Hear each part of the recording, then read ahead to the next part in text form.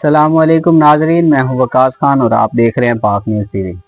खबर शामिल करते हैं मुल्तान से। हमारे नुमाइंदे मोहम्मद अशरफ की रिपोर्ट के मुताबिक मुल्तान में जलालपुर पीरवाला में सैलाबी सूरत खराब होने के सबब पाक फौज की मदद तलब कर ली गई।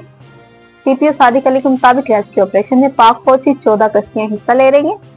रेस्क्यू की 8 कश्तियां इमदादी कामों में मसरूफ है। उनका बताना है कि पुलिस ने 5 प्राइवेट कश्तियां भी ऑपरेशन में शामिल कर ली है।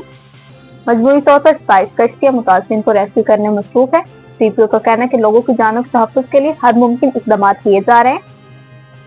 Director general provincial disaster management authority Punjab Irfan Ali Kathia का कहना है कि पंजाब के 25 अजला और 4155 देहात सैलाब से मुतासिर हुए।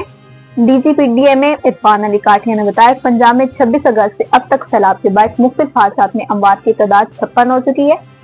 रिलीफ कैंप में 60 से 70 हजार लोग मुकीम हैं, जिन्हें सहूलतें दी जा रही हैं।